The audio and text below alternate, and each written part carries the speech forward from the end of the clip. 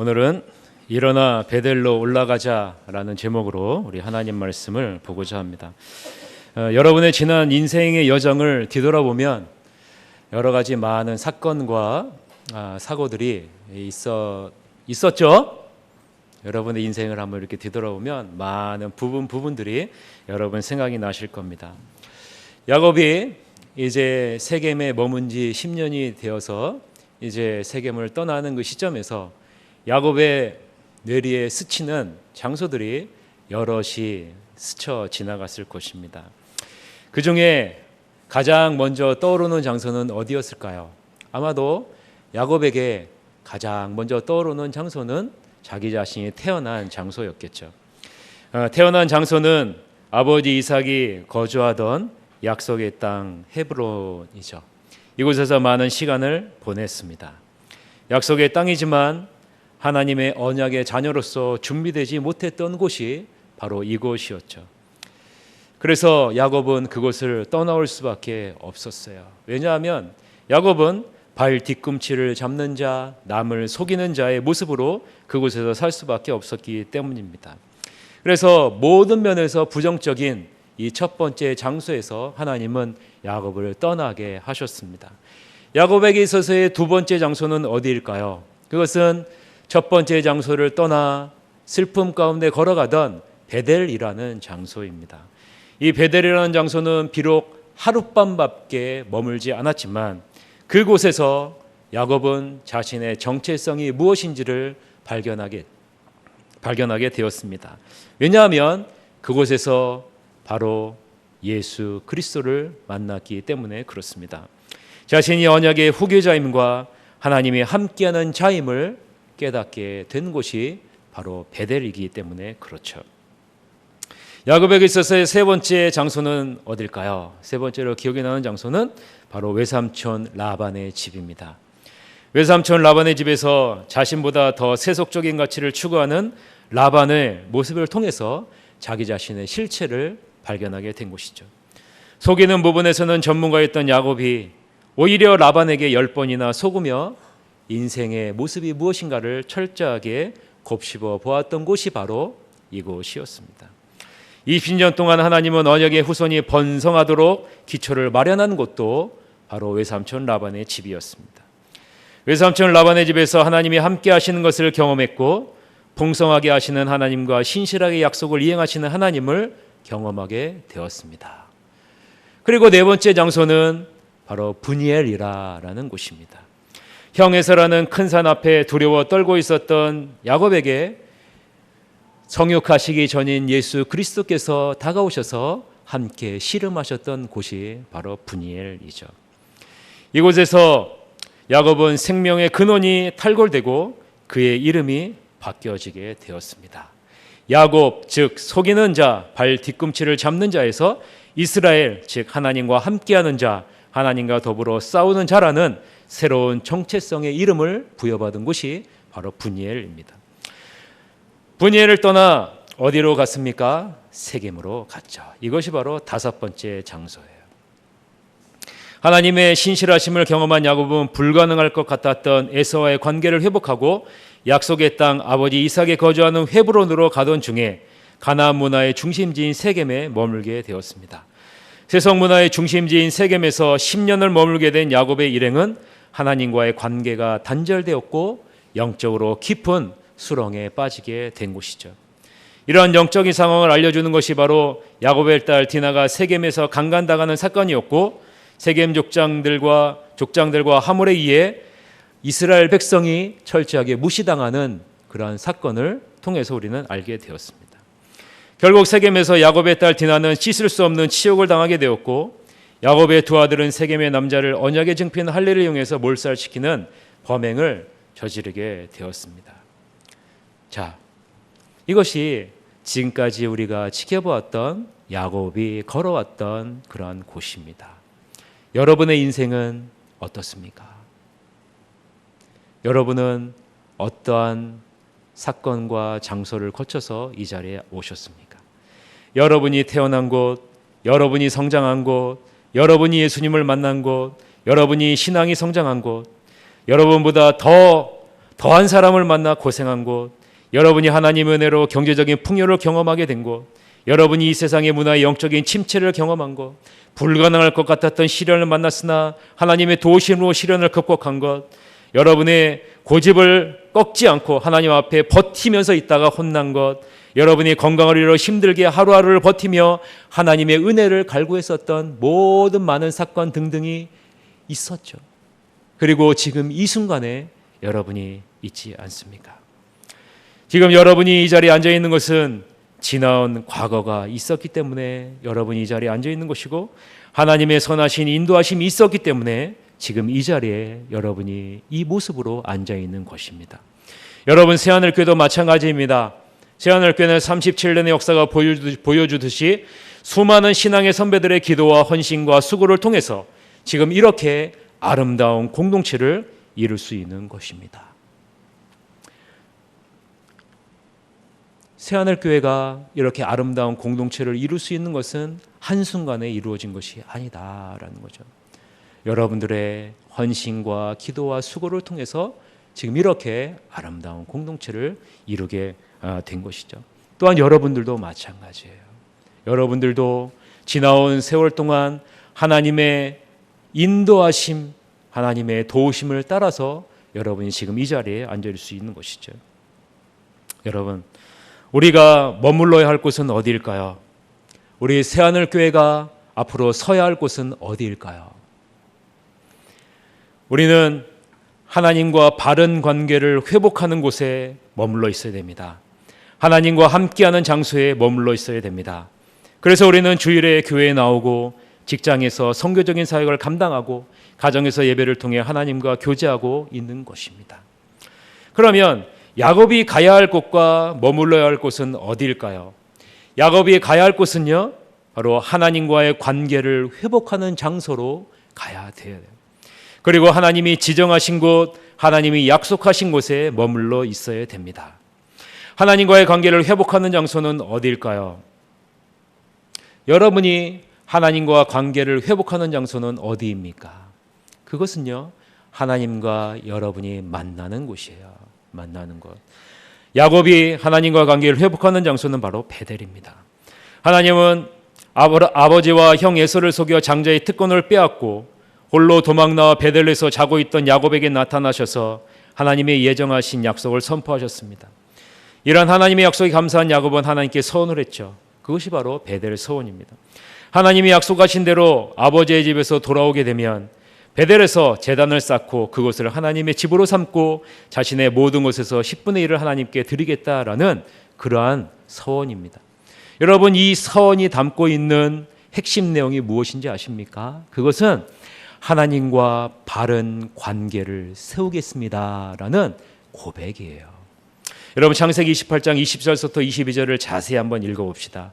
이 서원이 담고 있는 내용의 핵심이 무엇인지를 여러분들이 읽으면서 한번 보시기를 바랍니다.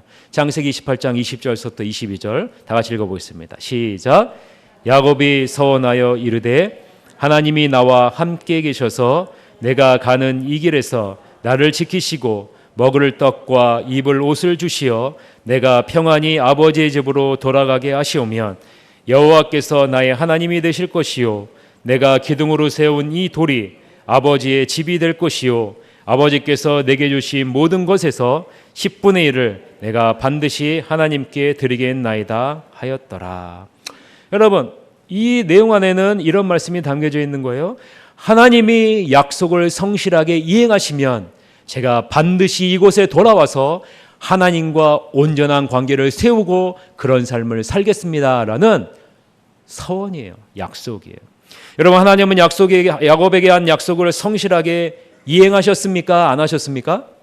성실하게 이행하셨어요. 야곱과 함께 하셨고 축복하셨고 안전하게 약속의 땅으로 오게 하셨습니다. 이렇게 하나님의 인도하심을 받은 야곱이 가야 할 곳은 어디입니까? 그것은 바로 하나님을 인정하는 장소로 가야 돼요. 하나님과 바른 관계를 회복하는 장소로 가야 됩니다. 그것이 바로 베델이에요.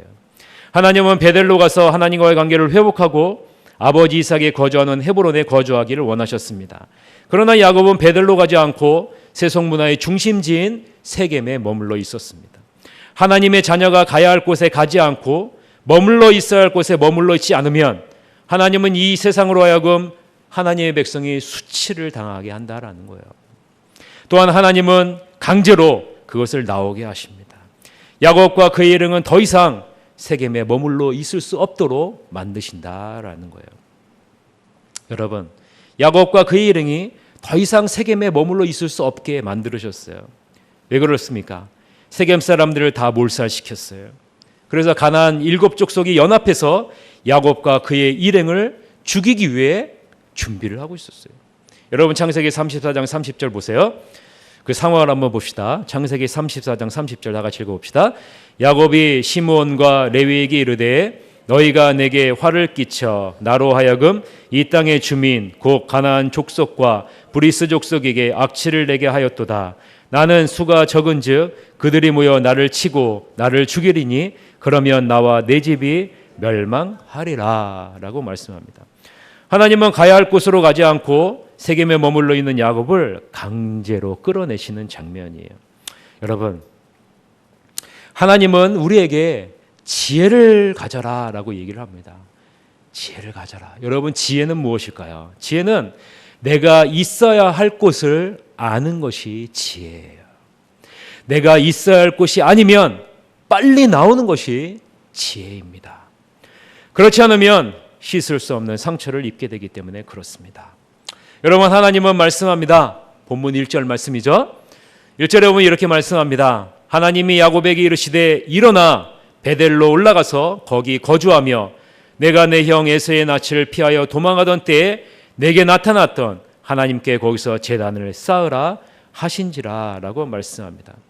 여기서 우리는 중요한 한 가지를 먼저 살펴볼 필요가 있습니다. 세겜에 머물고 있던 10년 동안 하나님은 야곱에게 말씀을 하셨을까요? 하지 않으셨을까요? 10년 동안 세겜에 머물러 있는 야곱 일행에게 하나님은 말씀을 하셨을까요? 하지 않으셨을까요? 안 하셨어요. 한마디의 말씀도 하지 않으셨어요. 또한 동시에 이 기간 동안 야곱과 그의 일행은 하나님을 한 번이라도 찾았을까요? 찾지 않았을까요? 하나님을 한 번도 찾지 않았어요. 세겜에 머무는 10년 동안 이 야곱의 일행은 하나님의 자녀는 한 번도 하나님을 찾지 않았고 또 하나님도 한 번도 나타나지 않았어요. 저는 이 부분을 보면서 한 가지 질문을 하게 됐습니다. 왜 하나님이 당장에 나타나서 야곱아 너는 거기 머물러 있으면 안 된다. 당장 일어나서 베델로 올라가라라고 본문 1절에 나와 있는 것처럼 말씀하시지 않고 왜 10년이라는 기간 동안 세겜에 머물게 하셨을까? 왜 하나님은 침묵하셨을까라는 거예요. 여러분이 잘못된 길에 들어서고 잘못된 말을 하고 잘못된 행동을 하면 하나님이 즉각 그 자리에서 그것을 잘못됐다라고 하나님이 나타나셔서 얘기를 하십니까? 안 하십니까? 그렇게 하시면 복된 인생이에요. 그런데 여러분, 하나님이 여러분이 그렇게 하세요? 안 하시죠? 침묵하세요. 기다리고 계세요. 보고 계세요. 왜 그러실까요? 왜 그러실까요? 내가 여태까지 너에게 준 은혜가 이렇게 있고 내가 어떤 분인지를 너에게 보여줬고 내가 어떻게 일하는지를 너에게 보여줬으니 이제 신앙이 성장했잖아요. 그러니 이제는 네 스스로 네가 가야 할 길이 어딘지를 깨닫고 하라라는 거예요. 그래서요, 하나님은 가만히 지켜보고 계시는 거예요. 세겜에서 10년 동안 야곱의 일행을 가만히 지켜보시는 거예요. 이제 너가 가지고 있는 신앙으로 너가 가야 할 곳을 가야 된다라는 거예요. 가야 할 곳을 가야 된다는 거예요. 예? 여러분, 우리는 중요한 한 사실을 잊지 마시기를 바랍니다. 우리는 이 부분에서 하나님의 자녀이지만 우리가 하나님을 찾지 않으면 하나님의 관계가 무너질 수 있다라는 사실을 기억하셔야 돼요. 하나님의 자녀지만 우리가 하나님을 찾지 않으면 하나님과의 관계가 무너질 수 있다는 사실을 잊지 마시기를 바랍니다. 이전에 하나님을 찾았고, 이전에 하나님을 만났고, 이전에 하나님과 좋은 관계를 맺었다는 것이 지금 여러분을 보장해 주지 않는다라는 사실을 잊지 마시기를 바랍니다. 왜 하나님은 10년 동안 기다리셨을까요? 언약의 자손의 모습으로 너희가 나가라는 거예요. 세겜에 있지만 그것을 극복하고 나가라는 거예요. 여러분, 이 야곱이 하나님이 원하시는 온전한 삶을 살지 못했음을 1절의 한 단어에서 하나님이 보여주세요. 여러분 1절을 다시 한번 보세요. 여러분이 하나님의 마음을 한번 느껴보세요. 1절에서 10년 동안 어떤 삶을 살아 하나님이 원하는 삶을 살지 않은 모습을 한 단어로 표현하고 있어요. 여러분 한번 찾아보세요. 어떤 단어일까요? 하나님의 마음이 담겨져 있는 단어예요. 10년 동안 너는 이런 삶을 살았어 라는 그 단어가 1절 안에 담겨져 있는데요. 어떤 단어일까요? 그것은 바로 야곱이라는 단어예요. 야곱이라는 단어예요. 여러분, 분이엘에서 하나님은 야곱에게 새로운 이름을 주셨어요. 너를 더 이상 야곱이라 부르지 않겠다. 너를 이스라엘이라고 부르겠다라고 말씀하셨어요. 그러면 이 시점에서 10년 동안 침묵하시다가 나타나셨을 때, 하나님이 나타나셨을 때 무엇라고 부르셔야 합니까? 이스라엘이라고 부르셔야 돼요. 이스라엘아, 베델로 올라가라 라고 얘기를 해야 돼요. 그런데요, 하나님은 지금 뭐라고 부르시는지 아십니까? 야곱이라고 부르세요. 이상하지 않으십니까? 하나님이 이름을 바꿔놓고 더 이상 야곱이라고 부르지 않겠다라고 얘기하고 있는데 하나님이 이스라엘이라고 부르고 계세요. 이상하지 않습니까? 그건 왜 그래요? 10년 동안 너는 야곱이라는 이름의 삶을 살았다라는 거예요. 내가 너에게 준 하나님과 더불어 삶을 사는 자, 하나님과 더불어 이 세상에 싸우는 자의 삶을 너는 살지 않았다라는 거예요. 그래서요, 하나님은요 1절에서 분명하게 부르는 거예요. 야곱이라고 부르는 거예요. 야곱이라고. 너는 이스라엘로 살지 않았다. 너는 야곱으로 살았다라는 거죠. 여러분, 우리에게도 새로운 이름을 주었다라고 얘기했습니다. 그리스도인이라는 새로운 이름을 주었다라고 얘기했어요. 그리스도인이라는 것은요, 그리스도와 더불어 사는 자, 그리스도와 더불어 이 세상에서 싸우는 자로 세우신 거예요. 그런데 우리가 그리스도와 함께 사는 것을 즐거워하지 않고 돈과 더불어 함께하는 것을 즐거워하고 명예를 함께하는 것을 즐거워하고 쾌락과 함께하는 것을 즐거워하는 삶을 살았다면 우리는 그리스도인 아무개로서의 삶을 산 것이 아니라 이 세상에 속한 아무개로서의 삶을 산 것이다라는 거예요. 하나님은 지금 세겜에서 10년을 머물고 있는 야곱에게 말하는 거예요. 너는 10년 동안 내가 너에게 준 새로운 이름의 삶을 살지 않았다라는 거예요. 이제 너는 이러한 삶을 살게 한 세겜, 이곳을 떠나라는 거예요. 떠나라. 그래야 내가 이제 야곱으로서의 삶이 아니라 이스라엘로의 삶을 살 수 있다라는 거예요. 여러분, 세겜에 머물러 있으면 절대로 이루어질 수 없는 겁니다. 이런 하나님의 마음이 담겨져 있는 단어가 무엇인지 아십니까? 그것이 바로 일어나라는 단어예요. 일어나. 일어나. 여러분, 옆에 있는 사람에게 한번 해보세요. 자, 일어납시다. 여러분, 힘차게 한번 해보세요. 자, 일어납시다. 예, 여러분, 하나님이 야곱에게 말하는 거예요. 일어나라. 일어나라라고요. 여러분, 일어나라라는 이 히브리어 쿰이라는 단어는요, 명령형이에요. 명령형인데요, 어떤 의미를 담고 있는지 아세요? 절망과 죄악으로 가득 찬 현실의 자리에서 떠나라라는 거예요. 죄악과 절망으로 가득 찬 그 현실의 삶에서 떠나라라는 거예요. 여러분, 어디로 떠나라는 것입니까? 야곱의 모습에서 이스라엘의 모습을 향해 떠나라라는 거예요. 하나님과 온전한 관계를 회복하기 위해서 과감하게 떠나라는 거예요. 그곳이 어디입니까? 베델이에요. 현실이 가져다 주는 안락과 쾌락에 안주하는 인생을 더 이상 살지 말라는 거예요. 10년이면 족하다는 거예요. 더 이상 있다가는 내 영혼마저도 이 세상에 빼앗길 수 있다는 거죠. 하나님께서 형에서의 낯을 피해 도망갔던 곳, 하나님께서 나타나셔서 말씀하셨던 곳, 아버지의 집을 홀로 떠나 시련을 당해 괴로워할 때 하나님이 다가오셔서 만났던 그곳으로 너희가 떠나라라는 거예요. 그곳으로 가야 어떻게 됩니까?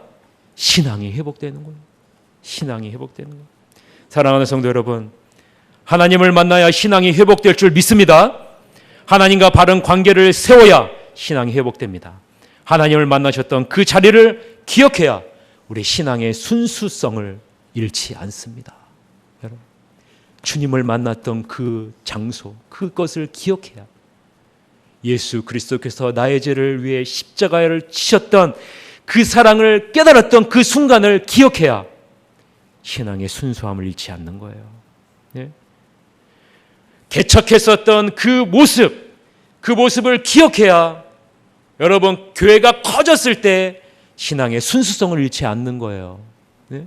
여러분 지금 많은 대형 교회들이 타락하는 이유가 무엇입니까?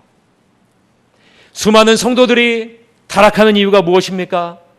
목사님들이 타락하고 장로님들이 타락하고 성도님들이 타락하는 이유가 무엇입니까? 그것은요, 신앙의 순수성을 잃어버렸기 때문에 그래요.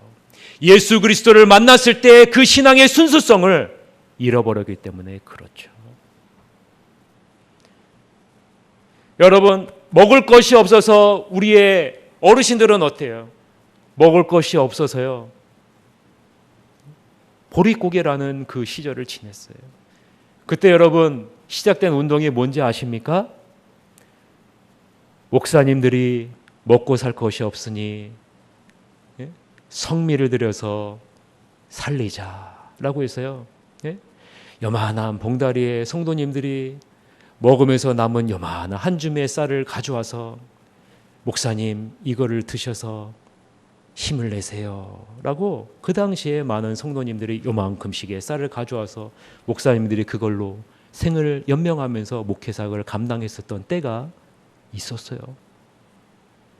제가 어렸을 때 많은 권사님들이 그 쌀을 한 줌을 가져와서 넣는 모습을 저는 너무나 많이 보았고, 그 쌀을 모아서 담임 목사님, 지금 돌아가신 목사님이죠, 그 목사님이 그 쌀을 모아서 밥을 지어서 드셨던 그런 모습을 저는 기억을 하고 있어요.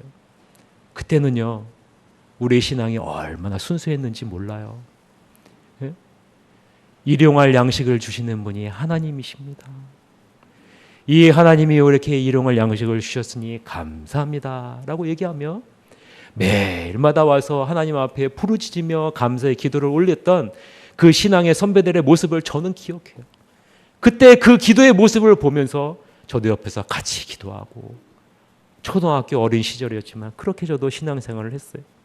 그 신앙의 순수성, 지금 여러분 그 신앙의 순수성을 지금도 여러분 유지하고 계십니까? 이미 그 신앙의 순수성을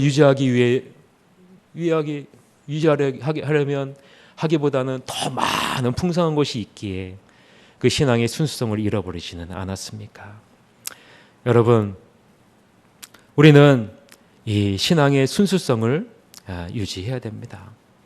하나님의 자녀는 하나님의 품으로 들어와야 이 신앙의 순수성을 유지할 수가 있습니다. 사람은 절대로 온전한 회복을 줄 수 있는 존재가 아니에요. 여러분, 사람을 의지하지 마세요. 재물을 의지하지 마세요. 주변에 있는 이 세상의 것을 의지하는 존재가 아닙니다. 여러분, 목사의 역할은 무엇입니까? 목사의 역할은요, 여러분이 하나님과 온전한 관계를 가질 수 있도록, 하나님을 찾을 수 있도록 도와주는 역할이 바로 목사의 역할이에요. 목사는요, 자기 자신이 하고 싶은 것을 하는 것이 목사가 아닙니다, 여러분. 그렇게 되면 어떻게 됩니까? 기업이나 똑같이 돼요. 자기 자신이 하고 싶은 것 하면 그게 어떻게 진정한 목회가 되겠어요? 목사는 하나님이 원하시는 목회를 하는 것이 바로 목사예요. 하나님이 원하시는 교회를 세우는 것이 목사이고 하나님이 뜻하시는 것을 이루는 것이 목사의 역할이에요.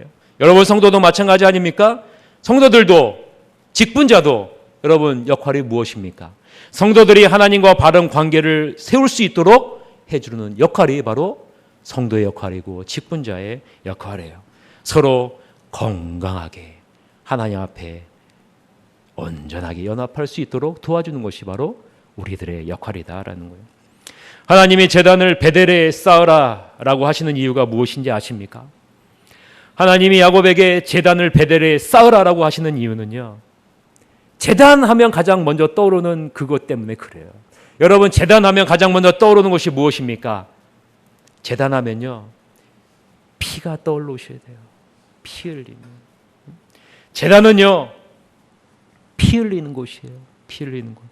자신이 죽어야 되는 곳이에요.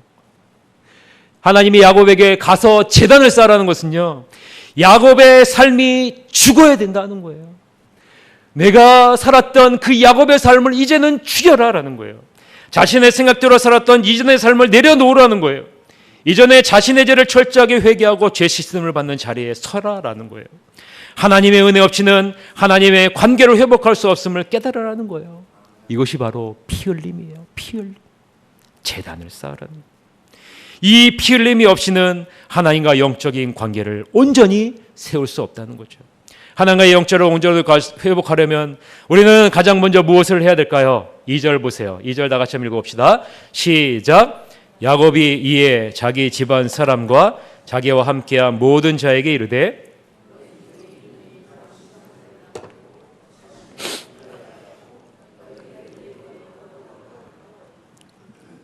여러분 가장 먼저 하나님보다 더 사랑하는 것들을 버려야 돼요. 여러분 여기서 버리다라는 히브리어 이 하시로라는 단어는요 어떤 의미냐면요 진멸한다라는 의미가 있어요. 진멸한다. 하나님을 온전히 사랑하는데 걸림돌이 되는 것이 있으면 다 진멸하라는 거예요. 그래야 하나님과 내가 온전한 관계를 유지할 수 있다는 거예요. 하나님을 온전히 사랑하는데 걸림돌이 되는 것이 있으면 하나님과의 온전한 관계를 이룰 수 없다는 거예요. 그렇게 해야 우리가 정결하게 될 수 있다는 것입니다. 여러분 정결하게 된다는 것은요 내 자신을 깨끗하게 한다라는 거예요. 하나님을 사랑하는데 방해되는 모든 요소로부터 철저하게 자기 자신을 깨끗하게 유지해야 된다는 거예요. 이것을 여러분 정결하게 유지하기 위해서 오늘 본문 2절에서는 새로운 옷을 입으라라고 얘기하고 있는 거죠. 여러분 아무리 명품 좋은 옷이 여러분에게 있다 할지라도 사이즈가 맞지 않으면 여러분 어떻게 됩니까? 여러분에게 아무리 비싼 옷을 갖다 놔도 작아서 입을 수 없는 갖다 놓은 옷을 주면 여러분 입을 수 있습니까? 입을 수 없죠. 입을 수 없어요. 입을 수 없어요. 제가 그런 기억이 있어요. 성도님에게 선물을 받은 옷이 있는데 정말 좋은 옷이에요. 근데요 아무리 제가 입으려고 해도 제 체격이 작게 느껴졌나 봐요. 짧게 느껴져요. 95 사이즈를 선물해 주셨어요. 95 사이즈를 선물해 주셨는데 제가 105에서 100을 입거든요. 근데 95 사이즈는 아무리 제가 입으려고 해도 도저히 단추가 잠기질 않는 거예요. 근데요 이 옷이 너무 좋은 옷이에요. 그래서 그것을요 계속 걸어 놓았어요. 입고 싶어서 걸어 놨는데 결국 어떻게 된지 아세요? 우리 전도사님 한 분이 있었어요. 전도사님 한 분인데요 키가 자그마하시고 사이즈가 95예요. 그래서 저는 결국 그 옷을요 그 전도사님이 드렸어요. 이 옷은 제 옷이 아닌 것 같습니다.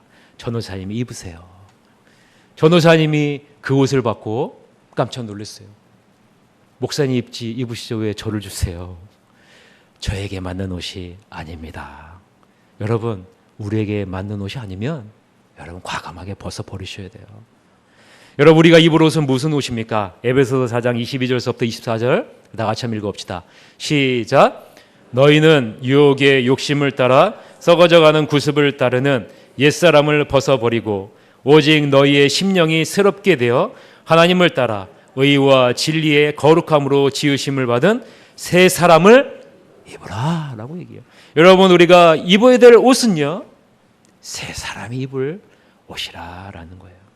그렇게 할 때 여러분 우리는 힘을 얻게 됩니다. 담대한 결정을 내리게 됩니다. 야곱은 어떻게 결정을 내리는지 아세요? 3절 4절 다 같이 한번 읽어봅시다. 우리가 일어나 베델로 올라가자. 내 환난 날에 내게 응답하시며 내가 가는 길에서 나와 함께 하신 하나님께 내가 거기서 제단을 쌓으려 하노라 하매 그들이 자기 손에 있는 모든 이방 신상들과 자기 귀에 있는 귀고리들을 야곱에게 주는지라. 야곱이 그들에게 세겜 근처 상수리 나무 아래에 묻고라고 얘기하고 있어요. 야곱은 결정을 담대하게 내립니다. 왜요? 오직 이 길만이 살 길이기 때문에 그래요. 이 길 외에는 살 길이 없기 때문에 단호하게 결단을 내립니다. 하나님을 만났던 곳, 하나님의 은혜를 경험했던 곳, 하나님께 선했던 곳으로 가야만 내가 살 수 있다라는 것을 깨닫기 때문에 단호하게 결단을 내리는 거예요.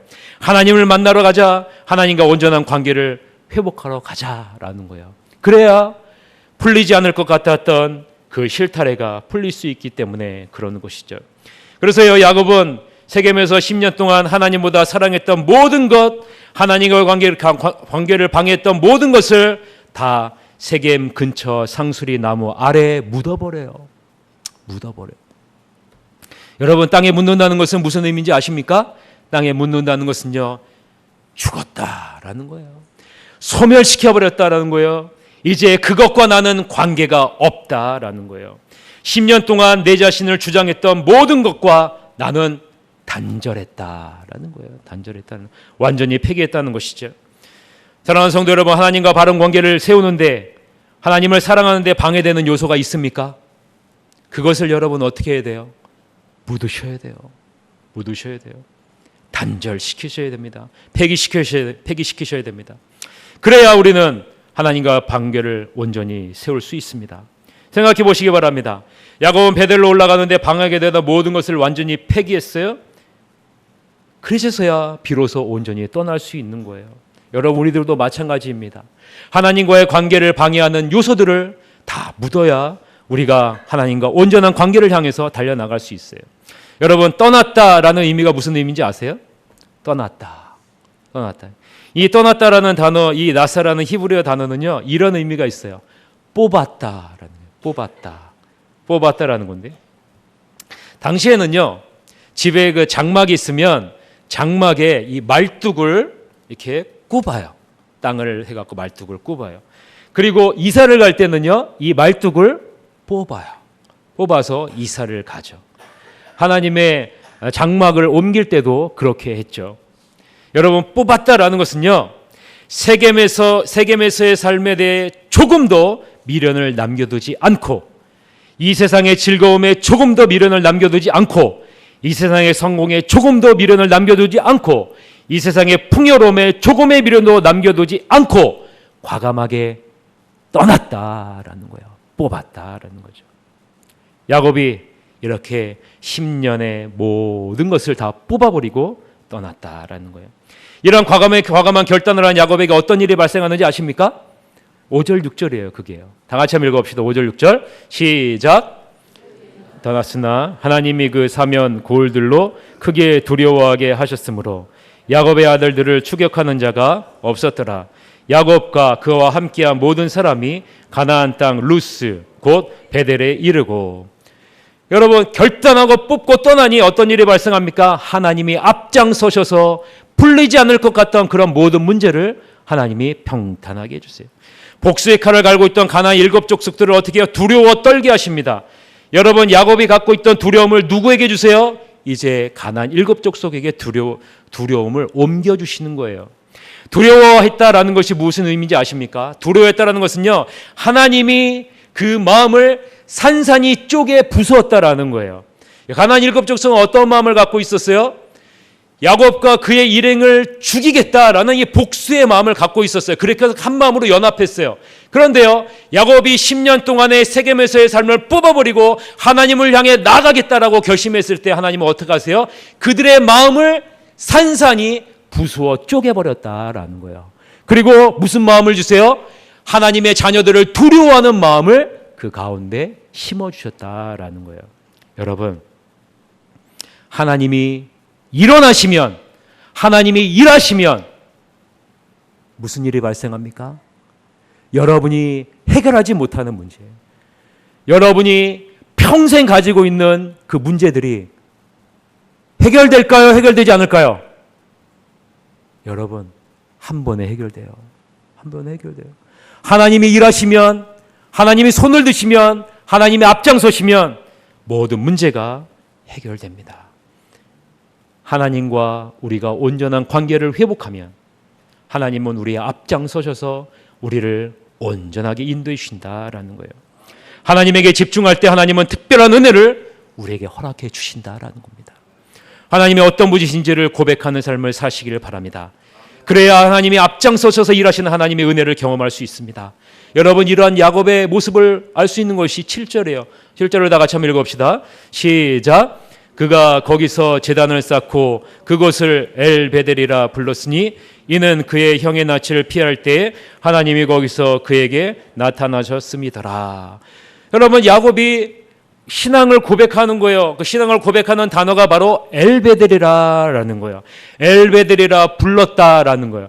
엘, 베델 두 개가 합쳐져 있는 단어이죠. 여러분, 엘이라는 것은 하나님이고 베델이라는 것은 장소, 하나님의 집을 의미해요. 그러면 왜 야곱이 이곳에서 엘베델이라고 불렀을까요? 그것은 이런 의미예요. 베델에서 만난 그 하나님이 진정한 하나님이셨습니다라는 거예요. 베델에서 만난 그 하나님이 정말로 하나님이시군요 라는 하나님을 인정하는 단어가 바로 엘베델이라는 거예요. 여러분, 여러분의 삶 가운데 하나님은 무엇을 요구하실까요? 여러분의 삶을 주관하신 분, 여러분의 삶을 인도하시는 분, 여러분의 모든 것을 주관하신 그 하나님, 인도하신 하나님이 누구라고요? 그 하나님이시다라는 그 하나님을 인정하는 자리에 서기를 하나님이 원하시는 거예요. 그것이 바로 야곱이 그 자리에서 엘베델이라고 부른 거예요. 지금 이 자리에 여러분이 앉아 있도록 인도하신 분이 누구십니까? 하나님이세요. 그것을 고백하는 게 뭐예요? 엘베델인 거예요. 엘베델. 베델에서 나타났던 그 하나님이 정말로 하나님이셨군요. 그 하나님이 저를 인도하셨습니다라는 이 믿음의 고백이에요. 지금은 여러분의 삶을 인도하신 분을 매 순간마다 잊지 말고 고백하시길 바랍니다. 그것을 여러분, 하나님은 기뻐하세요. 하나님이 기뻐하실 때는요, 기뻐하실 때 하나님은요, 하나님의 창고의 문을 여세요. 하나님의 하늘의 창고의 문을 여신다고요. 예? 그러면 여러분, 하나님이 여러분에게 주시고자 하시는 많은 복을 여러분에게 내려주세요. 여러분, 하나님의 마음을 한번 느껴보시기를 바랍니다.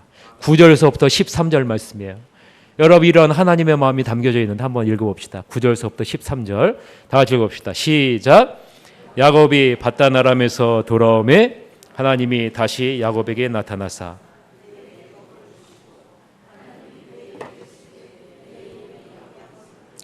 내 이름을 다시는 야곱이라 부르지 않겠고 이스라엘이 내 이름이 되리라 하시고 이름을 이스라엘이라 부르시고 하나님이 그에게 이르시되 나는 전능한 하나님이라 생육하며 번성하라 한 백성과 백성들의 총회가 내게서 나오고 왕들이 내 허리에서 나오리라. 내가 아브라함과 이삭에게 준 땅을 내게 주고 내가 내 후손에게도 그 땅을 주리라 하시고 하나님이 그와 말씀하시던 곳에서 그를 떠나가시는지라. 여러분, 하나님이 하나님의 창고의 문을 여시는 게 느껴지세요? 하나님이 얼마나 기뻐하시는지를 느껴지세요? 하나님은 하나님을 인정하는 여러분의 모습을 하나님은 기뻐하세요. 매 순간순간마다 하나님이 여기까지 나를 도우셨습니다. 하나님이 여기까지 나를 인도해 주셨습니다. 이것도 하나님이 하신 겁니다. 이것도 하나님이 하신 겁니다. 라는 하나님을 인정하는 것은 하나님을 가장 기뻐하신다라는 거예요. 그럴 때 여러분, 하나님은요, 여러분을 향해서 활짝 마음의 문을 여세요. 예? 여러분, 이 마음이 어디에 담겨 있습니까? 너를 더 이상 야곱이라 부르지 않겠다. 다시 여러분, 무엇으로 회복해 주세요? 이스라엘이라 부르겠다라는 거예요. 이스라엘이라 부르겠다. 그리고요, 하나님이 약속하신 것을 다시 한번 말씀하세요. 생육하고 번성할 것이고 왕들이 내 자손에게 나올 것이고 아브라함과 이삭에게 준 땅을 내게 주고 내 후손도 그 땅을 차지하게 될 것이다 라는 거예요. 여러분, 하나님을 기쁘시게 해야 여러분이 하나님의 자녀로서 누릴 수 있는 놀라운 특권을 누릴 수 있는 겁니다. 예? 이럴 때 여러분 야곱은요, 예? 결단해요. 하나님의 말씀 앞에 결단합니다. 어떤 결단을 할까요? 예? 14절부터 15절 우리 결단하는 야곱의 내용을 봅시다. 읽어봅시다. 시작. 야곱이 하나님이 자기와 말씀하시던 곳에 기둥 곧 돌기둥을 세우고 그 위에 전제물을 붓고 또 그 위에 기름을 붓고 하나님이 자기와 말씀하시던 곳의 이름을 베델이라 불렀더라.